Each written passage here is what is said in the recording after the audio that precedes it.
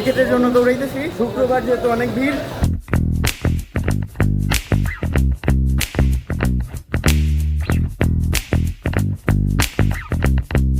বাজে 7:50 আর আমরা সাকসেসফুলি এতক্ষণে মতিঝিল আইসা পৌঁছাইছি মেট্রো দিয়ে। নেক্সট দেখা যাক কি হয়। এই জায়গায় এসে যেটা জানতাম সব সময়কার মতো যে টিকিট পাবো না আমরা, তো শেষে হচ্ছে স্ট্যান্ডিং টিকিট নিয়েছি 4টা 1500 টাকা দিয়ে। সো এখন 10টা বাজের জন্য ওয়েট করতেছি, একটু পরে আশা করি যে ইনশাল্লাহ সব ঠিকঠাক হবে। এখন একদম ঠিক দাঁড়ায় আছি হচ্ছে শ্রীমঙ্গল স্টেশনের সামনে, 5:56 বাজে এখন। আর নীরব, ওরকম মানুষ নেই। কাল 7:10 মতো বাজে, সামনে শ্রীমঙ্গল পৌরসভার সাইনবোর্ডটা দেখা যাচ্ছে। আমরা আছি হচ্ছে এখন নূরজাহান চা বাগানে।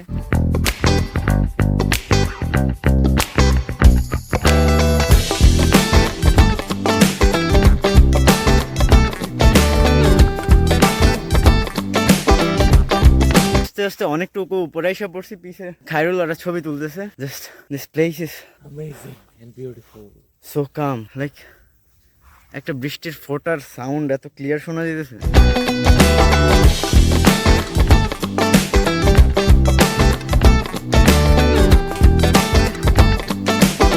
চা পাতা খাচ্ছিলাম আর ভাবছি যে চায়ের মতো টেস্ট আসবে, কিন্তু চা পাতা থেকে কোনো চায়ের মতো টেস্ট আসে না। চা পাতা খেলে তিতা লাগে। আমরা এখন আছি হচ্ছে মাধবপুর লেক। এখন মেঘলা আকাশ, একটা লেক বড়, চা বাগানের ঘেরা। আর এখন আমরা একটু উপরে উঠবো। এটা থেকে হিমালয়ার এই জায়গায় হয়তো দেখা যাবে না, বাট হিমালয়টা এই জায়গায় দাঁড়ায় দেখা যায়। পাহাড়গুলা হালকা হালকা ঝাপসা ঝাপসা কুয়াশার আড়ালে, ওই মেঘের কারণে। কুয়াশা না মানে মেঘের জন্য, কুয়াশা মেঘ ওই যেটাই হোক। এদিকে যদি আমরা একটু সামনে এগিয়ে যাই তাহলে হচ্ছে আমার সামনে লেকটা দেখা যাবে। এই লেকটা হচ্ছে 3 কিলোমিটার বড়। আর ওই যে উপরে আর একটু জায়গা আছে, ওই জায়গায় আমরা যাব। সীতাকুণ্ডের কথা মনে পড়ে গেছে। সীতাকুণ্ডতে যখন টপে গেছি তখন হচ্ছে দেখি যে শরবত টরবত বানানো। একদম উপরে যখন আসলাম তখন দেখি লেবু শরবত।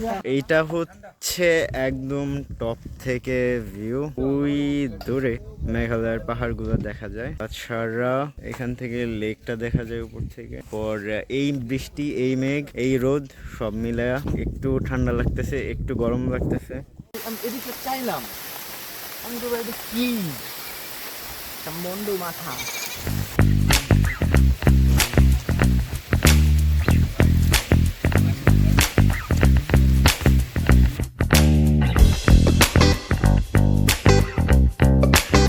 লেগেছিলাম আমরা বৃষ্টিতে ভিজছি।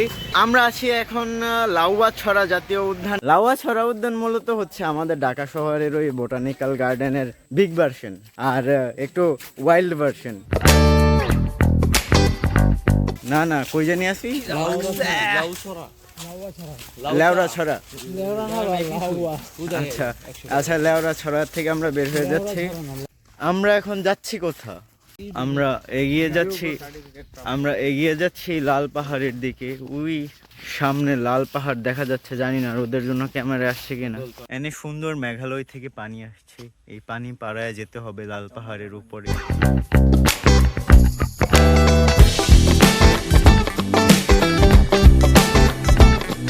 এখন আছি হচ্ছে শ্রীমঙ্গল স্টেশনে। আমাদের শ্রীমঙ্গল জার্নি শেষ, প্রায় 6টা ডেস্টিনেশন যাওয়ার পর লাস্ট আমাদের ছিল আমরা 7 রঙের চা খেতে গেছিলাম। এখন শ্রীমঙ্গল স্টেশনে বসে আছি সিলেটের ট্রেনের জন্য। 5টা বাজে আসবে, এখন 4:45 বাজে। অপেক্ষা করছি। অনেক এক্সাইটিং অ্যান্ড টায়ার্ড একটা ডে ছিল, কারণ আমরা কালকে রাত্রে ঘুমাই নাই, আজকেও একটু ঘুমাইতে পারিনি। তো আশা করি ইনশাল্লাহ সিলেট যে হোটেল ম্যানেজ করতে পারবো আর ঘুমাইতে পারবো। আমরা আছি হচ্ছে এখন সিলেট সিটিতে। আমরা হাঁটছি তিন ব্রিজের উপরে। এই ব্রিজে কোনো বড় গাড়ি ঢুকতে পারে না, রিক্সাও ঢুকতে পারে না, শুধু পায়ে হেঁটে অথবা হচ্ছে বাইক চলতে পারে।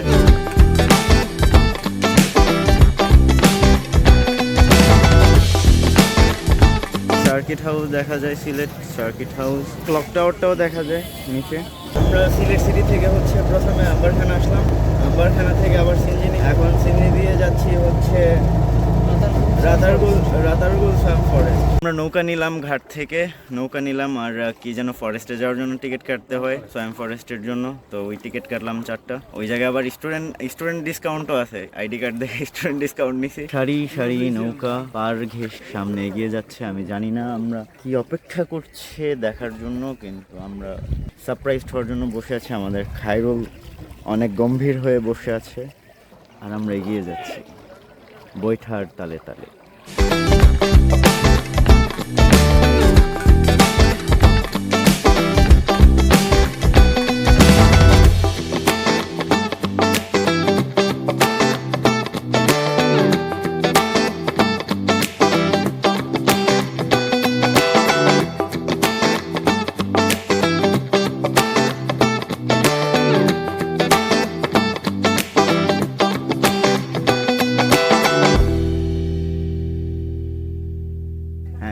ফরেস্টের ভিতরে আমরা একটা খাল দিয়ে হচ্ছে ভিতর দিয়ে যাচ্ছি।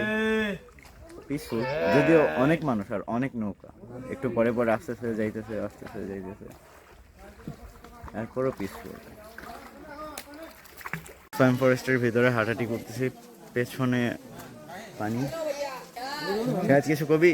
না, আমার কিছু বলার নেই। ফরেস্টটা মোটামুটি সুন্দর, কিন্তু আমাদের ফার্মের মতোই, শুধু পানিটা নেই আমাদের খারাপ।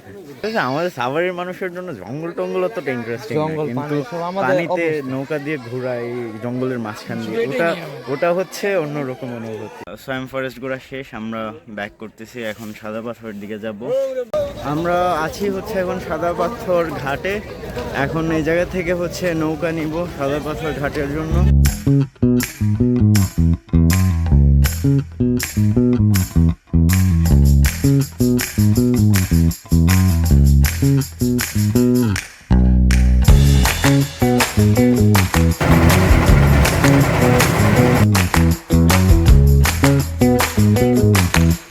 মাত্র নামছি সাদা পাথরে, এখন সাদা বালুর উপরে আছি, কিছুক্ষণের ভিতর যাব সাদা পাথরের দিকে। কথা হচ্ছে এই জায়গায় পাথর উঠাইতে তো অবস্থা কাহিল বানাই ফেলছে, কিন্তু এরপরও কিছু ছোঁয়া পাওয়া যায় সাদা পাথরে।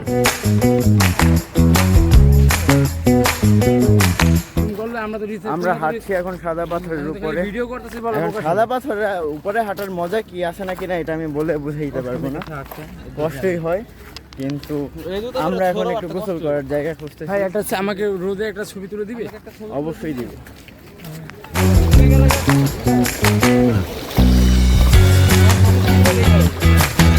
পানি কি পরিষ্কার দেখছো?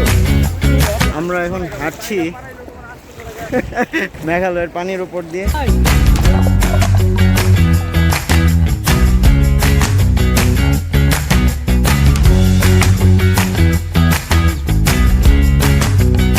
আমরা ওই পাশে অনেকক্ষণ গোসল করছি, এখন আরেক পাশে আসছি পাথরের। এই পাশে বেশি পানি, ওই পাশে অল্প পানি ছিল। ওই যে খায়রুল ওরা গোসল করতেছে। আমাদের গোসল শেষ, আমাদের হালকা কেনাকাটা করা শেষ, আচার কেনা। আমার মোবাইল ডেড হয়ে গেছে, সামহাও অন হইতেছে না, জানি না রিজন কি, বাট আমরা পানি থেকে ওঠার পর থেকে অন হইতেছে না। আমরা এখন নৌকার দিকে যাচ্ছি, দেখা যাক কি হয়, মোবাইল অন হয় কিনা, না হইলেও প্যারা নেই। আমাদের ট্যুর এবারের মতো একদম শেষে। সাদা পাথর থেকে সিলেটে ব্যাক করবো বিআরটিসি বাসে।